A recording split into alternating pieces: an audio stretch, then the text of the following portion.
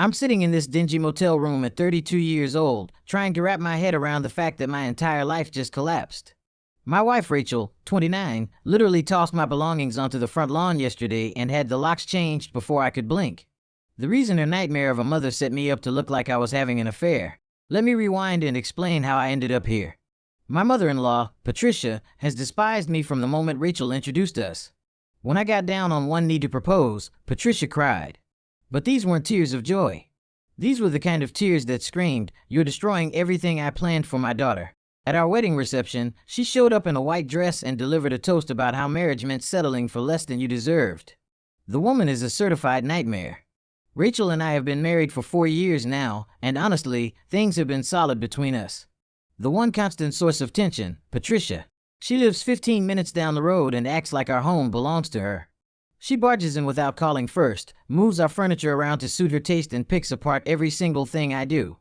I work in information technology, make good money, and treat Rachel like she's the center of my universe. None of it matters to Patricia. In her eyes, I'll never measure up. 2 days ago, I pulled into our driveway around 6 o'clock in the evening after a typical Tuesday at the office. Rachel stood there with Patricia beside her, both wearing expressions like someone had just died. "Hey babe, what's going on?" I called out as I stepped out of my car. Rachel's face looked carved from stone. "We need to talk inside right now." The atmosphere felt heavy with dread as we walked into the house. Patricia trailing behind us like she owned the place. "Do you want to explain this?" Rachel held up a tube of lipstick, bright red and clearly expensive. "Explain what? I've never seen that before in my life." "Really? Because I found this in your car today, tucked under the passenger seat." My mind went completely blank. "What are you talking about? That's impossible." I don't even. Patricia cut me off with her venomous tone. "Oh, please stop lying. We found it this afternoon. My daughter was retrieving something from your vehicle and there it was rolling around beneath the seat. I have no idea how that got there, but it's definitely not mine and I am absolutely not cheating on you." Rachel's eyes glistened with tears. "This is the exact shade I saw on that woman at your company party last month. The one you claimed was just a colleague. She is just a colleague. I've never touched her or anyone else. You know that." Patricia scoffed dramatically. "Men always say that. My ex-husband fed me the same lies before I discovered the hotel receipts hidden in his briefcase. I'm not your ex-husband, Patricia. No, you're worse. At least he showed some guilt when I confronted him." This argument spiraled for over an hour. I kept denying everything while Rachel cried and Patricia poisoned my mind with statements like, "Where there's smoke, there's always fire, and trust your instincts, sweetheart. He's gaslighting you." Finally, Rachel delivered the words that shattered everything. "I want you out of this house tonight. Pack your things and leave." "Are you actually serious right now? Completely serious?" "My mother is staying here until we sort this out. I can't even stand to look at you. Your mother is staying in our house." Patricia actually smiled at that moment. The satisfaction on her face made my blood boil. Someone needs to support my daughter through this betrayal. I lost my composure. I didn't betray anyone. This is absolutely insane. Rachel pointed toward the door. "Get out." I grabbed whatever clothes I could stuff into a bag, threw in my toiletries and laptop, and drove straight to this motel. I sat in the parking lot for an hour, completely numb, before I remembered something crucial. 6 months earlier, I'd installed a high-quality Dashcam in my car, one of those models that keeps recording even when the engine is off, triggered by motion sensors. I'd completely forgotten about it after the installation. I pulled up the app on my phone and scrolled back to yesterday afternoon. The footage appeared at 1:47 p.m. Patricia's car pulled up next to mine in our driveway. She climbed out, looked around like a cartoon villain, checking for witnesses, then tried my car door. Locked. She pulled out what had to be Rachel's spare key, the one I didn't even know my wife had given her. She opened the passenger door, leaned inside for roughly 30 seconds, then walked away. The camera captured everything with crystal clarity, her face, her license plate, and most damning of all, the lipstick tube clutched in her hand as she approached my vehicle. I sat there watching the footage repeatedly. This woman had deliberately framed me, planted false evidence to destroy my marriage, and Rachel had believed her without a moment's hesitation. The rage that hit me wasn't the hot, explosive kind. It was cold and calculating. I downloaded the video and created 3 backup copies across different cloud storage services. Then I sent it to Rachel with a simple caption, "Enjoy living with your mom." After that, I turned off my phone and tried unsuccessfully to sleep. 48 hours passed before I turned my phone back on. The screen lit up with over 80 missed calls, roughly half from Rachel.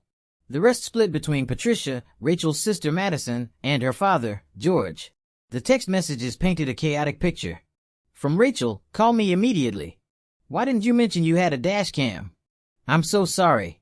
Please come home.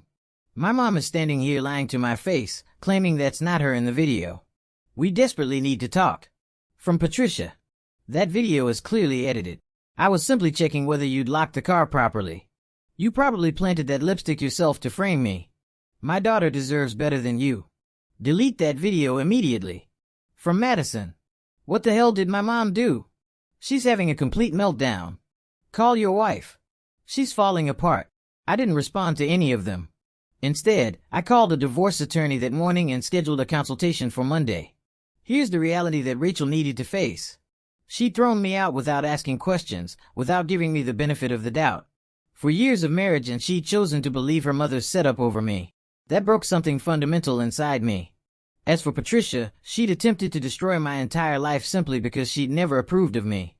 How does anyone come back from that kind of betrayal? Rachel showed up at the motel around noon. The front desk called my room first. Bless their professionalism. "Sir, there's a woman here asking for your room number. She says she's your wife. Don't give her that information. I'll come down to the lobby." I found her waiting there looking absolutely wrecked. Her eyes were bloodshot. Her hair was a mess. And she was still wearing yesterday's clothes. "Ethan, please. Can we talk? We're talking right now. Not here in the lobby. Somewhere private. Come home with me." "That's not my home anymore. You made that abundantly clear. I made a terrible mistake. I'm so sorry. My mom lied to me. She planted that lipstick. I must have watched that video 50 times. I'm so incredibly sorry." "Cool. Apology noted. That's it. Just cool.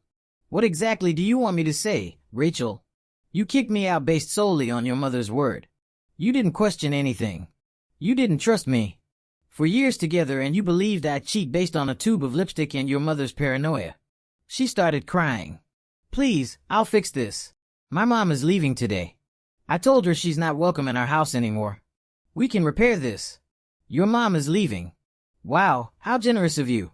The woman who tried to frame me for adultery gets to just walk away. What about consequences? What do you want me to do? I don't know yet, but I do know I'm not coming back right now. Are you going to divorce me? I'm meeting with a lawyer on Monday. We'll see what happens after that. Her face turned pale. You can't be serious. Over one mistake. One mistake. Your mother committed multiple crimes. She broke into my car and planted false evidence. That's illegal, Rachel. And you were complicit by throwing me out without any real proof. I didn't know what she'd done. Exactly. You didn't know, but you acted anyway. What happens the next time your mom decides she doesn't approve of something I do? Is she going to plant drugs in my car? Tell you I hit her? Where does this end? She had no answer for that. Go home, Rachel. Live with the choices you made. I need space to think. How long will that take? As long as it takes. She left sobbing. I felt bad for maybe 2 seconds. Then I remembered watching the dashcam footage of her mother sneaking around my car like a common criminal. An hour later, George called. He's normally the calm, reasonable one who stays out of family drama. Son, I watched that video. I don't even have words for what Patricia did. I'm so sorry this happened. It's not your fault, George. I told Rachel she was completely wrong to throw you out like that. And I told Patricia she's no longer welcome in my house until she apologizes to you properly. Not that I expect that to happen. I appreciate your support, but honestly, I don't think her apology would mean much at this point. I understand completely. Just don't give up on my daughter yet. She loves you deeply. She just has this blind spot when it comes to her mother. That blind spot almost destroyed my reputation and my marriage. I know. And I'll talk to her about getting help for that. Just give her a chance to make this right. We'll see where things go. The entitlement from these people was absolutely unbelievable. Patricia actually sent me a text message that evening. If you truly love my daughter, you'd come home immediately and stop being so dramatic about this. I'm the one being dramatic, not the woman who broke into my car to plant evidence of an affair that never happened. The audacity was staggering. I stopped answering calls for the rest of that day. The meeting with the lawyer was scheduled for Monday, and after that conversation, I'd figure out my next steps. 1 week later, the situation had spiraled into absolute chaos. My Monday meeting with the divorce attorney laid everything out clearly. I showed him the confrontation details, the dashcam video, and explained how I'd been forced out of my own home. He watched the footage twice and shook his head in disbelief. This is gold. Literal video evidence of her mother committing a crime. You could absolutely press charges against her. Can I really do that? Breaking and entering, criminal mischief. Potentially filing a false report if your wife had taken this to the police. With this video evidence, she's looking at criminal charges, minimum a misdemeanor, possibly more. What about the divorce? That's the real question. Do you want a divorce or do you want leverage? I spent the entire session talking through every possible option. I left his office with a clear plan of action. Tuesday morning, I composed an email to Rachel and copied Patricia on it. The tone was professional and cold. After consulting with my legal counsel, I'm prepared to press criminal charges against your mother for breaking into my vehicle and planting false evidence. The dashcam footage provides clear timestamp proof of her actions. However, I'm willing to forego legal action if the following conditions are met by 5:00 p.m. this Friday. 1. Your mother provides a written apology admitting to her illegal actions. 2. Your mother agrees to have zero contact with me moving forward. 3. You attend marriage counseling with me for a minimum of 3 months. 4. You publicly admit to our friends and family that you were wrong and that I remained faithful. 5. Your mother is permanently banned from our home. If these conditions aren't met by the deadline, I'm filing a police report and proceeding with divorce. The response came immediately and was completely unhinged. Patricia called from a blocked number. I answered thinking it was work-related. How dare you threaten me? I will not apologize for protecting my daughter. You didn't protect her, Patricia. You tried to destroy her marriage because you think I'm not good enough for her. She could have married a doctor, a successful lawyer, someone with real ambition. Instead, she settled for some IT worker who plays video games in her spare time. And that justification gave you the right to frame me for cheating. I didn't frame anyone. You probably planted that lipstick yourself to gain sympathy. I have video footage of you doing it. That video is fake. My son-in-law works in technology. He could easily edit footage like that. Your son-in-law? I thought I wasn't good enough to be called that. Don't twist my words around. You're trying to manipulate my daughter against me. No, Patricia. That's been your job for years, and you're about to lose that control. She hung up on me. 2 hours later, Rachel called. Can we please talk face to face? Just the two of us. Coffee shop on 5th Street. 1 hour. Don't bring your mother. We met at the designated spot. She looked terrible, like she hadn't slept in days. I ordered black coffee and waited for her to speak. Your email was incredibly harsh, Ethan. The truth usually is harsh. My mom is absolutely freaking out. She keeps saying you're trying to control me by threatening her. I'm protecting myself from someone who committed crimes against me. I'm offering not to press charges if she admits what she did. That's more than fair. She won't do it. She's too proud. She keeps insisting the video must be doctored or edited. Then I'm filing a police report on Friday as promised. Can't you just let this go for us, for our marriage? I actually laughed out loud at that. Let it go. Your mother tried to destroy my entire life and you want me to just forget about it. She's still my mother and I'm still your husband. Or did you forget that when you threw my belongings onto the lawn? She went silent at that. Here's what I don't understand. I continued. You haven't asked me once how I'm doing, whether I'm okay after all this. You're only worried about protecting your mother from facing consequences for her actions. That's not fair. You want to talk about fair? Being accused of cheating when I've never even looked at another woman. Being thrown out of my own house. Sitting alone in a motel room watching video footage of your mother framing me. None of that was fair, Rachel. I said, I'm sorry. Sorry doesn't fix this. Your mother needs to face reality. She messed up badly and there need to be consequences. You need to decide whose side you're on here. Why do I have to pick sides? Because your mother committed crimes against me and you enabled those actions by believing her without question. So yes, you need to pick a side. She started crying again. I love you. I love my mom. Why can't we just move past this nightmare? Moving past it requires her to admit what she did, apologize sincerely, and never interfere in our marriage again. Those are my non-negotiable terms. She'll never agree to that. Then you've already made your choice, haven't you? I left her sitting there alone. I felt terrible walking away, but also strangely free, like I was finally standing up for myself instead of tolerating her mother's toxic behavior. Wednesday brought an unexpected development. Madison, Rachel's sister, reached out. "Hey, Ethan. Can I buy you lunch? I really want to talk about everything that's happened." We met at a restaurant downtown. She didn't waste time with small talk. My mom is completely losing it. She's called a family meeting for tonight, planning to get everyone to gang up on you and pressure you to drop everything. Of course, she is. That's her standard playbook. But here's the thing. I'm not going to that meeting. Neither is my husband. We're completely done with her manipulation. This genuinely surprised me. Really, Ethan? I watched that video. Mom has always been controlling and manipulative with all of us, but this crosses every line. She literally tried to destroy your marriage through criminal actions, and now she's playing the victim. I'm done enabling her behavior. What does Rachel think about you taking this position? She's upset with me right now. Mom has done similar things in my relationship, too. Nothing this extreme, but constant subtle comments about how my husband isn't ambitious enough, doesn't make enough money, isn't good enough for me. We're over it. Does Rachel know you feel this way? We had a long conversation yesterday. I told her straight up that Mom has been toxic our entire lives, and this situation is just the final proof we needed. Rachel didn't want to hear it at first. She's still defending Mom's actions. That doesn't surprise me. But I told her directly that you're absolutely right to demand an apology and establish boundaries. What Mom did is completely unforgivable. This conversation gave me a small glimmer of hope. At least someone in this family had their head on straight. Thursday night, Rachel called with an update from the family meeting. Everyone met tonight like Mom planned. Let me guess. They all think I'm the villain in this story. Some of them do. Aunt Carol thinks you're overreacting. Uncle Richard thinks you should just forget the whole thing ever happened. What about Madison and her husband?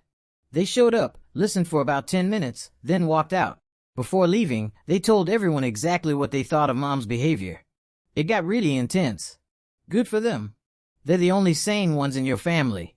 My dad stayed mostly quiet during the meeting. Then right at the end, he said, if you decide to press charges against Mom, he won't blame you one bit. Your parents are fighting over this. They're sleeping in separate rooms now. Dad has had enough of Mom's behavior, too. It's like this whole situation opened his eyes to patterns he'd been ignoring for decades. And Patricia, she's still absolutely refusing to apologize. She keeps insisting she did nothing wrong, that you're making everything up, that the video is somehow fake. She's in complete denial. That's not my problem to fix, Rachel. I know. I just don't know what to do anymore. You follow the conditions I outlined.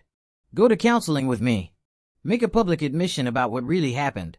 Keep your mother away from both of us permanently. If you can't commit to those terms, then we're done. You'd really divorce me over this. I divorce you for choosing your lying, manipulative mother over your husband. Yes, absolutely. Friday arrived, bringing my deadline with it. The day passed in complete silence. No written apology from Patricia. No agreement to my terms. Nothing but radio silence from everyone. Saturday morning at 9 o'clock, I walked into the police station and filed an official report. I showed the officer on duty the dashcam video and explained the entire situation in detail. He watched the footage twice, then shook his head in disbelief. This is as clear-cut as it gets. Obvious breaking and entering, criminal mischief. We'll send an officer to take her statement this afternoon. What happens after that depends on whether the district attorney wants to prosecute, but with video evidence this clear, she's looking at minimum a misdemeanor charge. Possibly more serious charges if they decide to push it. I left the station feeling strange, not satisfied or vindicated, just like I'd done something necessary. 2 hours later, my phone rang. It was George. The police just left our house. Patricia is having a complete meltdown. I warned everyone this would happen if the conditions weren't met. I know you did. And I'm not calling to ask you to drop the charges. I'm actually calling to tell you that I'm filing for divorce, too. That revelation stopped me in my tracks. What? I've been married to this woman for 33 years. I've watched her manipulate our daughters, drive away their friends, and cause drama everywhere she goes. I always made excuses. She means well. She's just being protective. She loves our kids too much. But this framing her son-in-law for adultery and destroying her daughter's marriage. I'm completely done. George, I'm sorry you're going through this. Don't be sorry. I should have done this years ago. Rachel's seeing a therapist now, by the way. Starting Monday, she's finally admitted that her mother has been controlling her entire life. Is she doing okay? No, but she will be eventually. She asked me to tell you that she understands if you want a divorce. She won't fight you on it, but she's hoping you'll give her a chance to prove she can change and break free from her mother's influence. I didn't know how to respond to that information. The following week turned into a complete blur. Patricia got formally charged with misdemeanor breaking and entering, plus criminal mischief. Her attorney tried to argue it was all a misunderstanding, that she had permission to access my vehicle. The dashcam footage showing her looking around suspiciously before using the key, combined with her text messages to Rachel about finally having proof he's cheating, completely destroyed that defense. She ended up taking a plea deal, no jail time, but 1 year of probation, mandatory anger management counseling, and a restraining order keeping her 500 feet away from me at all times. The restraining order had been my lawyer's suggestion. She's already proven she'll commit crimes against you. Protect yourself with legal barriers. Rachel and I met for coffee again 2 weeks after my deadline had passed. I'm in therapy 3 times a week now, working through a lot of difficult realizations. That's good. You need professional help to process all this. My therapist says my mom has been emotionally abusive my entire life. I just never recognized it as abuse because it was my normal. You know, it's all I ever knew. I tried telling you that for years, Rachel. I know. And I'm sorry. I'm sorry for everything. For not believing you. For choosing her over you, for not seeing what she was doing to both of us. I appreciate you saying that. My dad moved out last week. He's staying with Madison and her husband now. Mom is completely alone and she's losing her mind over it. She calls me 20 times a day crying about how everyone abandoned her and how this is all your fault.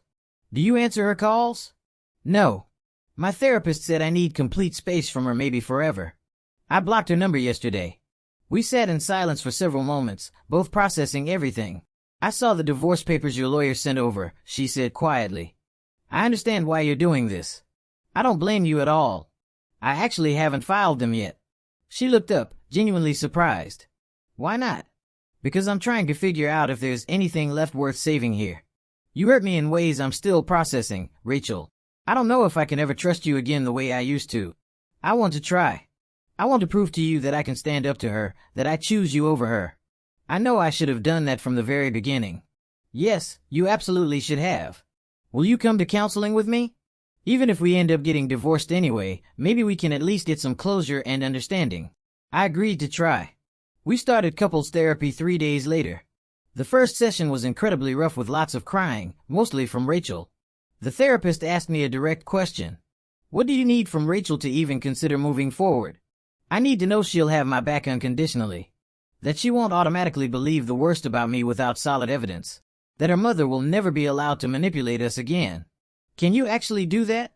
The therapist turned to Rachel. Yes, I swear I can. My mom is completely cut off from my life. I'm changing everything. I'm getting the help I need. We'll see if that's true. As of today, I'm still living in this motel room.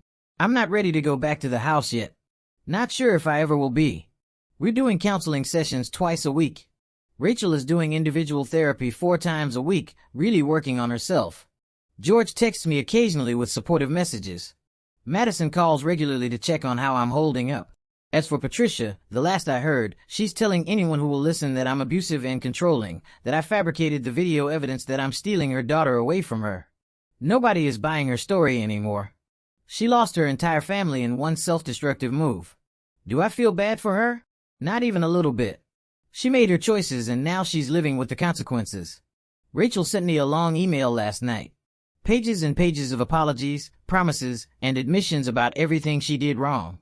She ended it with, I know I don't deserve another chance, but if you give me one, I'll spend the rest of my life proving you made the right choice.